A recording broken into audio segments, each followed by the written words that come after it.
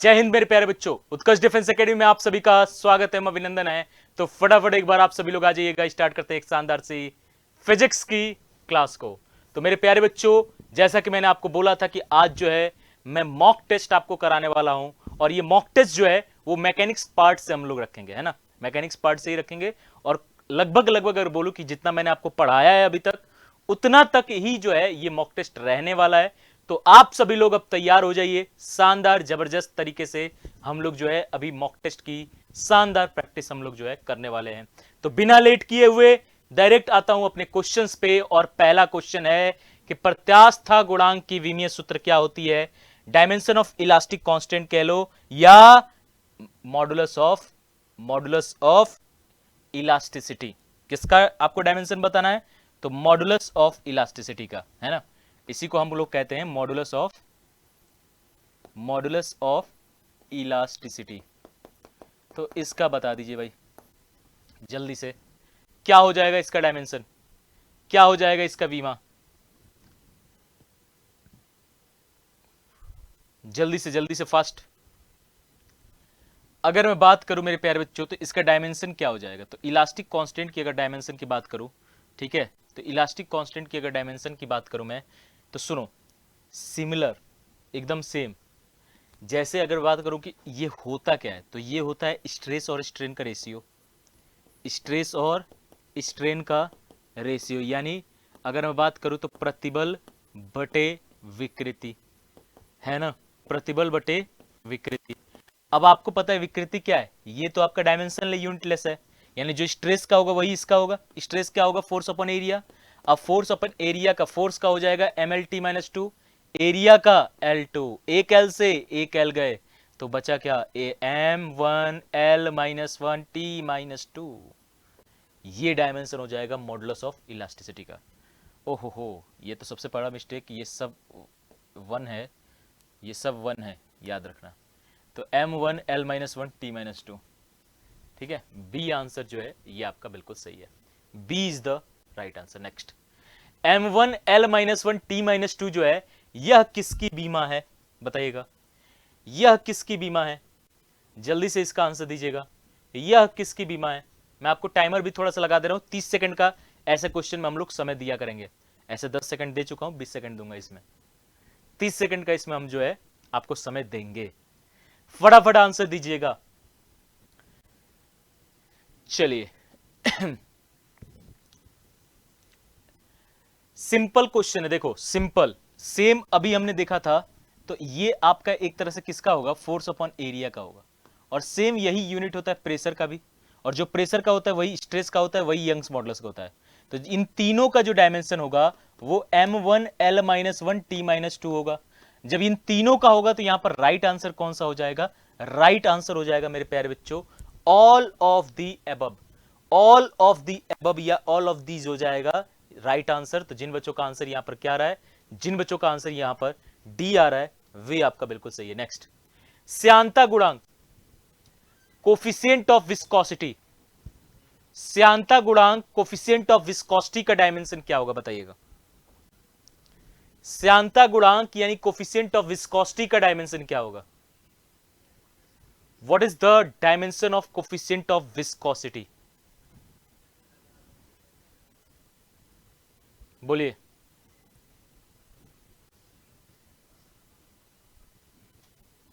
श्यानता गुणांक, coefficient of viscosity, simple question है, बहुत ही सिंपल क्वेश्चन है।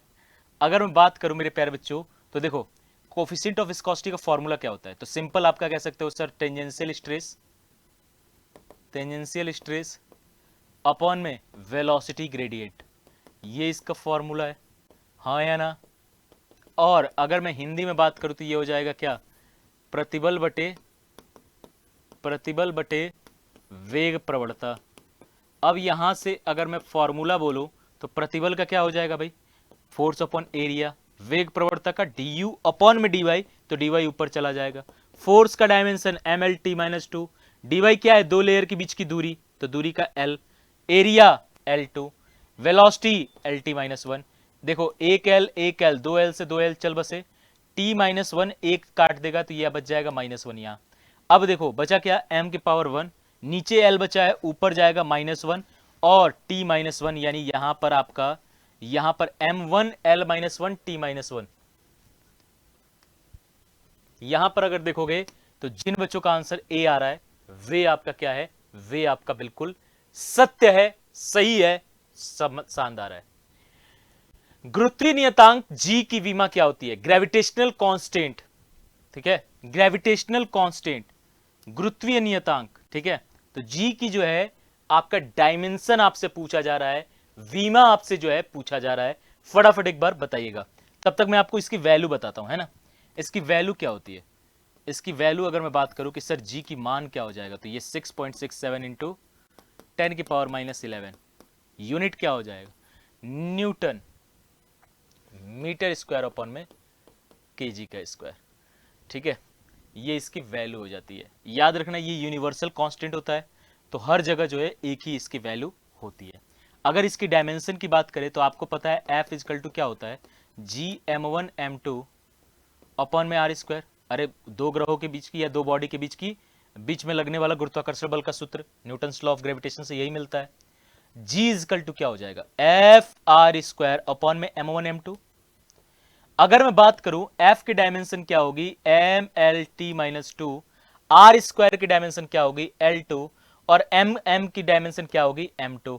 यहां से साफ मैं कह सकता हूं कि भाई साहब एक है, ठीक है, एक m से एक m चल बसे, तो बचा क्या, नीचे एक m बचा है, ऊपर जाएगा -1 L2 और एक L L3 और t -2, तो m -1 L3 t -2।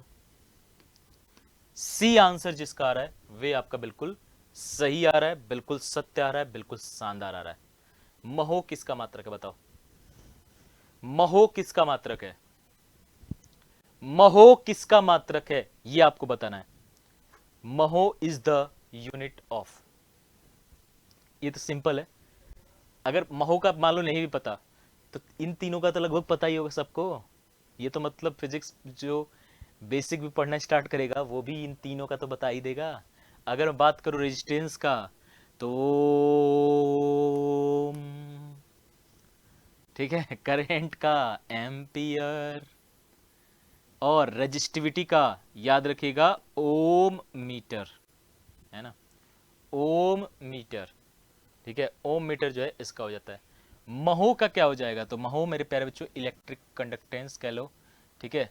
तो यहां से आपका जो है ए आंसर जो है बिल्कुल ही सही है। अब इसी का यूनिट याद रखना, साइमन भी होता है, साइमन भी होता है, या फिर महो भी होता है, महो भी होता है, या फिर ओम इनवर्स भी होता है। तो ये सब यूनिट जो है सब एक ही हैं, इस बात को ध्यान में रखिएगा। तो जिन बच्चों का आंसर ए आ रहा है वो बिल्कुल सही है। ये बड़ा अच्छा क्वेश्चन है, ठीक है, बहुत ही प्यारा क्वेश्चन है, बहुत ही शानदार क्वेश्चन है। इसमें क्या पूछा है आपसे, एक इक्वेशन दिया हुआ है और आपसे ए और सी का इकाई यानी यूनिट पूछा है। यूनिट किसका, ए और सी का यूनिट क्या होगा इस इक्वेशन में, ए और सी का यूनिट क्या होगा। बहुत ही शानदार क्वेश्चन, और इस टाइप के क्वेश्चंस बहुत आपके एग्जाम में आ रहे हैं। ये कौन से टाइप का क्वेश्चन है, तो principle of homogeneity of dimension, विमीय समांगता सिद्धांत।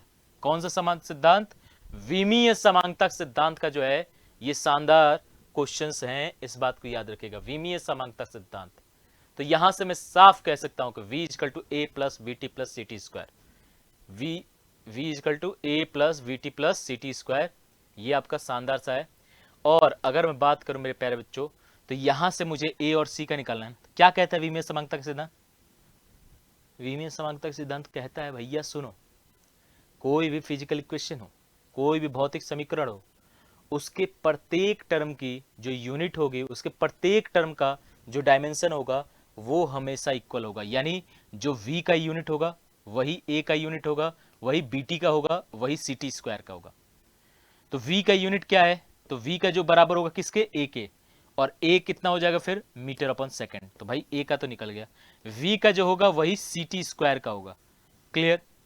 तो यहां से मैं c का निकालूंगा तो ये v अपॉन टी स्क्वायर।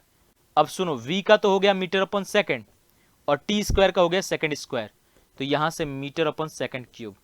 तो a का निकल गया मीटर अपॉन सेकेंड और c का निकल गया metre upon second cube.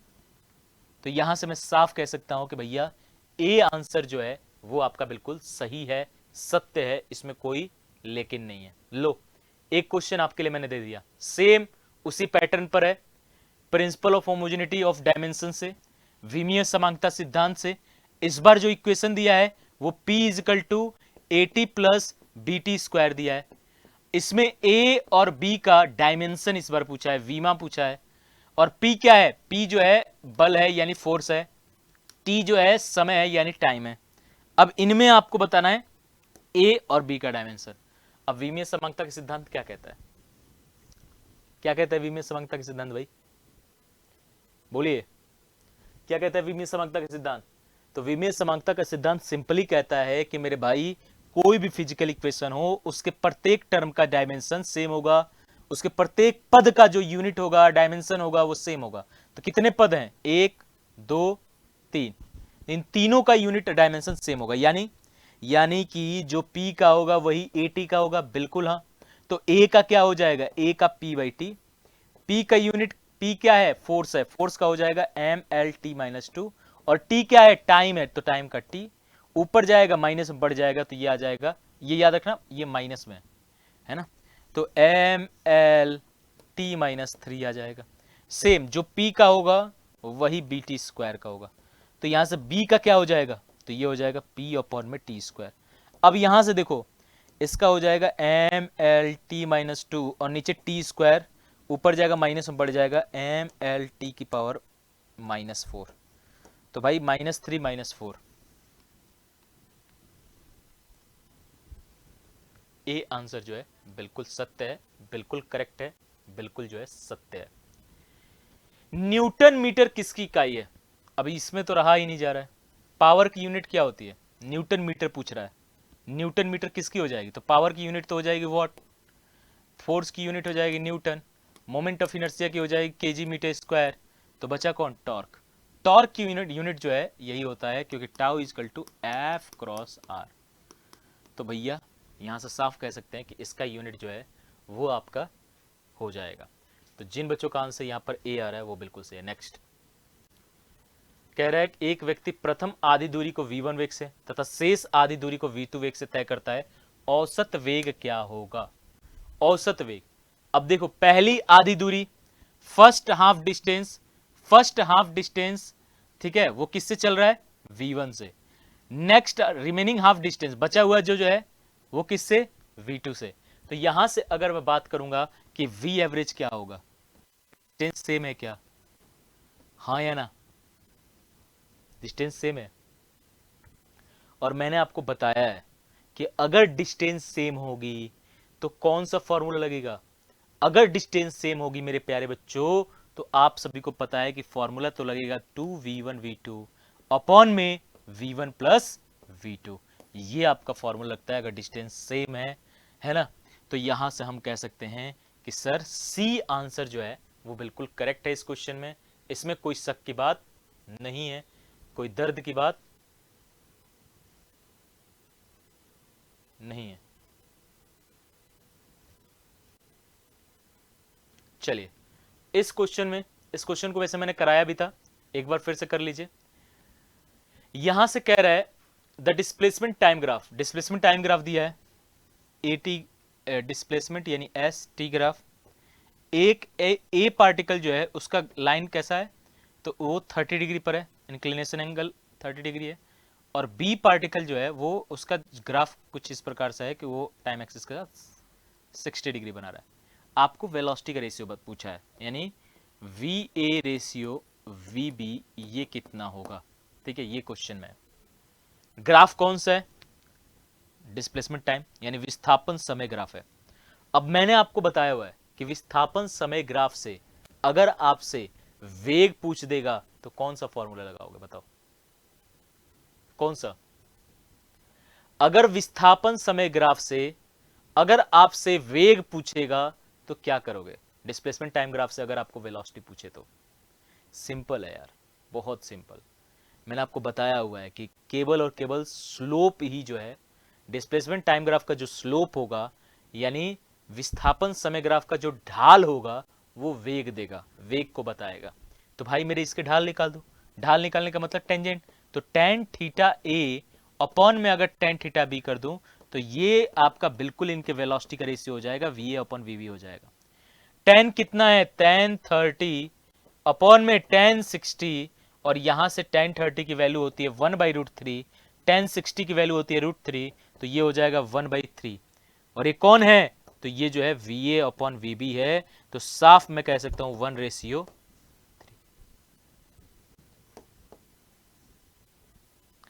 D answer जो है वो आपका बिल्कुल सही है, सत्य है, एकदम करेक्ट है। Next, unmoving straight road covers 1/3 of distance 20 kilometre per hour, rest distance 60 kilometre hour, V average, यानी एक तिहाई दूरी, कुल दूरी का एक तिहाई मान लेते हैं, कुल कितना है, कुल वो एक्स डिस्टेंस यहां से यहां तक तय कर रहा है, उसका एक तिहाई, एक तिहाई यानी x/3 कितने से तय कर रहा है, 20 से, 20 किलोमीटर पर आवर। अच्छा, शेष कितना बचा, तो 2x/3 बच गया, वो कितने से चल रहा है, 60 किलोमीटर पर आवर। तो मेरे भाई जब ये ऐसा अगर हो रहा है, तो यहां से अगर मैं बात करूं वी एवरेज का, तो क्या डिस्टेंस सेम है ना, क्या टाइम सेम है ना, तो कौन सा हमारा ओरिजिनल जो फॉर्मूला है, यानी कि अगर मैं बात करूं टोटल डिस्टेंस अपॉन में टोटल टाइम, ये लगा दो, यही लगेगा फॉर्मूला। मान लेते हैं यहां से यहां कवर करने में इसको समय जो लगा है वो t1, यहां से यहां तक इसको कवर करने में जो लगा है वो t2, तो यहां से सिंपल मैं कह सकता हूं कि total distance x, total time t1 plus t2, तो यहां से अगर मैं बात करूं x और t1 कितना हो जाएगा, तो अगर बात करूं स्पीड क्या होता है, स्पीड होता है डिस्टेंस अपॉन टाइम, तो टाइम क्या हो जाएगा, टाइम हो जाएगा डिस्टेंस अपॉन स्पीड, तो यहीं से t1 निकालो, तो t1 के दौरान डिस्टेंस कितना है, t1 के दौरान डिस्टेंस है x/3, और t1 के दौरान स्पीड कितनी है 20, तो स्पीड नीचे है तो नीचे 20 कर दोगे, तो ये x/60 आ जाएगा t1। सेम ऐसे ही t2 निकालो तो 2x/3, और स्पीड कितनी है 60, तो नीचे 60 से इंटू करूंगा तो ये आ जाएगा 2x अपॉन में 180। अब इन दोनों वैल्यू को रख दो यहां से मैं बोलूंगा तो x/60 प्लस में 2x अपॉन में 180 कर देंगे, और यहां से अगर बात करोगे मेरे प्यारे बच्चों, तो x अपॉन में यहां से 180 लोगे तो ये हो जाएगा 3x प्लस ये हो जाएगा 2x, x कॉमन लेके काट दो, और ये 180 को ऊपर भेज दो तो ये आ जाएगा 180, और 3 + 2 5, यहां से काटोगे तो ये आ जाएगा 36 किलोमीटर पर आवर। तो जिन बच्चों का आंसर क्या आ रहा है, जिन बच्चों का आंसर आ रहा है मेरे प्यारे बच्चों 36 किलोमीटर पर आवर, ये आपका राइट आंसर है। देखिएगा D is the right answer. Next, इसमें बताइएगा the correct statement for the following, निम्नलिखित कथनों से सत्य कथन बताइए। निम्नलिखित कथनों में से सत्य है कौन सा, a body having zero velocity will not necessary have zero acceleration, किसी पिंड का अगर वेग शून्य होने पर उसका त्वरण शून्य हो यह आवश्यक नहीं है। A body have zero velocity will necessary have zero acceleration, किसी पिंड का वेग शून्य है तो त्वरण निश्चित रूप से शून्य होगा। तीसरा क्या कह रहा है, a body having uniform speed can only uniform अच्छा, यूनिफॉर्म स्पीड का मतलब क्या, एक्सेलरेशन जीरो, तो ये तो भैया एकदम गलत, ये तो सोचना ही मत। ए बॉडी हम non uniform acceleration, non uniform है इसका मतलब वेग बदल रहा है, वेग बदल रहा है तो एक्सेलरेशन होगा, ये कह रहा है जीरो एक्सेलरेशन, भैया ना, जीरो एक्सेलरेशन अगर होगा मेरे भाई, त्वरण अगर शून्य होगा तो वेलोसिटी कांस्टेंट होगी, ना कि जीरो होगी या नॉन यूनिफॉर्म होगी, कांस्टेंट होगी, यूनिफॉर्म वेलोसिटी होगा, एक समान वेग होगा, ना कि असमान, तो ये दोनों नहीं। अब हाँ याद रखना, किसी गेंद को ऊपर की तरफ फेंक रहे हो तो ये अपने टॉप पोजीशन पर जब जाएगा तो टॉप पोजीशन पर इसकी वेलोसिटी जीरो होती है, लेकिन इस समय इस पर एक्सेलरेशन जी लगता है, यानी अगर जीरो वेलोसिटी है तो ये जरूरी नहीं है कि एक्सेलरेशन भी जीरो हो, यानी एक्सेलरेशन में भी जीरो हो सकता है, नहीं भी हो सकता है। तो यहां पर राइट आंसर कौन सा है मेरे प्यारे बच्चों, राइट आंसर जो है अगर मैं बात करूं तो ए आंसर जो है वो आपका राइट हो जाएगा, A is the right answer. Clear. Next, बड़ा प्यारा क्वेश्चन है, the initial velocity of a body moving along a straight line is 7 metre per second, its uniform acceleration is 4 metre per second square, the distance covered by the body in 5th second, 5वें second में चली गई दूरी, आपका प्रारंभिक वेग दिया हुआ है, त्वरण दिया है, और 5वें सेकंड में चली गई दूरी पूछ रहा है, तो ये कौन सा फॉर्मूला, बोलो, 5वें सेकंड में चली गई दूरी, यानी nth सेकंड वाला फॉर्मूला लगा सकते हैं। यानी किसी एक पार्टिकुलर सेकंड में जो दूरी पूछता है तब हम ये फॉर्मूला लगाते हैं। जैसे आपसे कोई दे दे कि इनिशियल वेलोसिटी ये है, त्वरण ये है, तीसरी सेकंड में वो कितना चलेगा, चौथी सेकंड में कितना चलेगा, 10वीं सेकंड में कितना चलेगा, 15वीं सेकंड में वो कितना दूरी तय करेगा, तो इससे जो है हम निकाल सकते हैं। यहां से अगर मुझे निकालना है क्या, Sn equal to U plus A by two 2n-1, ये फॉर्मूला है। हमें S5 निकालना है, तो ये हो जाएगा u कितना है 7 प्लस में 4, क्योंकि एक्सेलरेशन 4 है, तो 4/2, 2 गुणे कौन सा सेकंड, पांचवा है, पांचवा, तो 5-1। तो यहां से मैं साफ कह सकता हूं 7 प्लस में 2 और इंटू में कितना हो जाएगा 9, ठीक है, क्योंकि 10 माइनस 1 9, 9 से इंटू करूंगा 18, 18 7 18 7 अगर देखोगे तो 25, तो 25 मीटर जो है यहां पर राइट आंसर हो जाएगा। 25 metre is the right answer. Next, इसका देखिएगा, आहा, ट्रेन ट्रेवल कर रही है कितना, 72 किलोमीटर पर आवर से, और वो 200 मीटर दूर जाकर रुक जा रही है, रिटार्डेशन कितना है। तो भाई सबसे पहले तो ये 72 किलोमीटर को मीटर पर सेकंड में बदलना होगा, तो 5/18 से कितनी बार में, 4 बार में, ये कितना हो जाएगा 20 मीटर पर सेकंड आपका जो है ये इनिशियल वेलोसिटी है। फाइनल में जाके ट्रेन तो रुक जा रहा है, फाइनल वेलोसिटी 0, एक्सेलरेशन निकालना है, और डिस्प्लेसमेंट ये दिया हुआ है 200 मीटर। तो इन सब से, इन चारों से कौन सा equation, U V A S, एक ही इक्वेशन है, V square equal to U square minus 2as, V तो 0 है, तो यहाँ से 2as इजकल टू कर देंगे तो U square, A equal to कर देंगे तो U square upon 2s। U square कितना है 20 गुणे 20, क्योंकि 20 मीटर पर सेकंड है, और 2 इंटू में s कितना है 200, तो ये भी 400 से 400, यानी यहां पर आ जाएगा 1 मीटर पर सेकंड स्क्वायर। यहां पर राइट आंसर हो जाएगा C. C is the right answer. Clear? Two bodies of different masses ma and mb drop from two different height a and b, ratio of the, तो ये तो मैंने अभी आपको रिलेशन हाल ही की क्लासेस में मैंने बताया भी था कि ऐसे क्वेश्चंस आपके आते हैं। हाल ही क्लास में मैंने क्वेश्चन भी कराया था कि हाइट का जो है, याद रखना, हाइट का जो होता है ना वो, सॉरी, टाइम का जो है ना, वो हाइट के साथ कैसे रिलेशन होता है, तो डायरेक्टली रिलेशन होता है √h का। तो यहाँ से T1/T2 करोगे तो ये हो जाएगा √A/√B। तो यहाँ से मैंने साफ बताया था कि यहाँ पर राइट आंसर क्या हो जाएगा, C हो जाएगा, और ये मैंने कराया भी था प्रीवियस क्लास से, ठीक है। आहा, एक बॉडी जो है फ्री फॉल कंडीशन में गति कर रही है, पहले सेकंड, दूसरे सेकंड और तीसरे सेकंड में चली गई दूरी। तो भाई याद रखिएगा, दो, जब फ्री फॉल होती है ना किसी चीज को, तो इनिशियल वेलोसिटी क्या होता है 0। भाई किसी चीज को ऐसे जैसे मैं छोड़ने वाला हूँ, तो इसकी इनिशियल वेलोसिटी भी क्या है 0, ठीक है, ऐसे। तो यहाँ से अगर मैं बात करूँ S1 अगर करूँ तो ये हो जाएगा क्या, u प्लस g/2, 2 इंटू में 1-1, क्योंकि 2 इंटू n-1 होता है, तो 1 क्या है, पहला n पहले सेकंड में देखना है तो 1-1।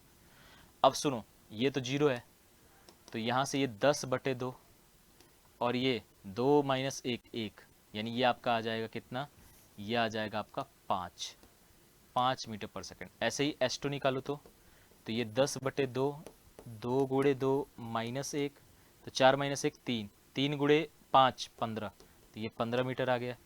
और S3 अगर निकालो सेम, तो ये आ जाएगा क्या 10/2, 2 गुणे 3 - 1, ठीक है। अब 6 - 1 5, 5 5 25, तो ये आपका हो जाएगा 25 मीटर। तो यहाँ से S1 ratio, S2 ratio, S3 निकालूंगा तो ये आ जाएगा 5:15:25। यहाँ से मैं साफ कह सकता हूँ 1:3:5, ये आंसर हो जाएगा।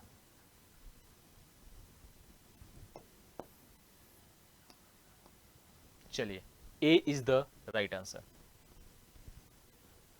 चलिए,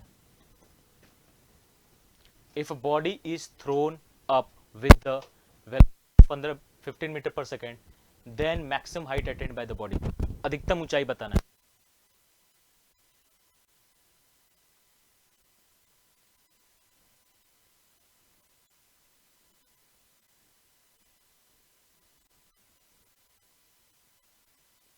चलिए, जल्दी से। तो मैक्सिमम हाइट कितना हो जाएगा भाई? मैक्सिमम हाइट क्या होता है? h equal to U square upon 2g। ठीक है, तो u कितना है? 15, तो 15 गुणे 15 अपॉन में 2 गुणे 10 कितना आ जाएगा? तो ये 225 और बटे में 20, तो यहाँ से 11.25।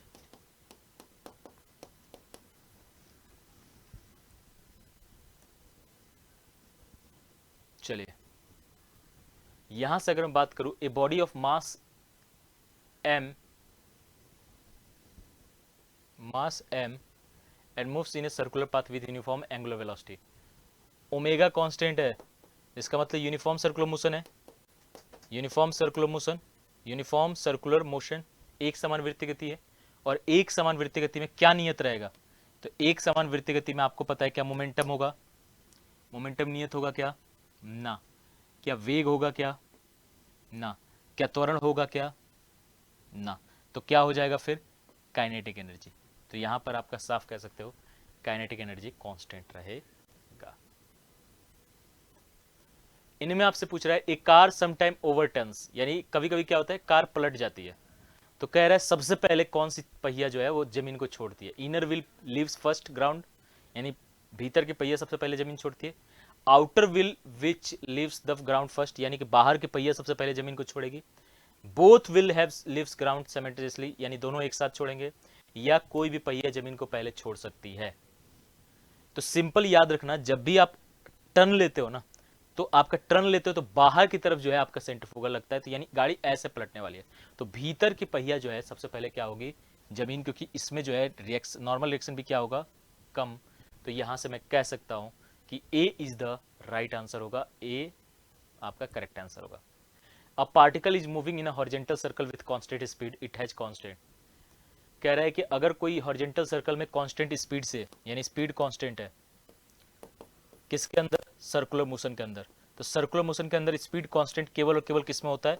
यूसीएम में, यूनिफॉर्म सर्कुलर मोशन में। तो और कांस्टेंट क्या होगा? तो यूनिफॉर्म सर्कुलर मोशन में और क्या होता है? और कांस्टेंट क्या होता है? क्या वेग होता है? ना, क्योंकि दिशा लगातार बदलती है।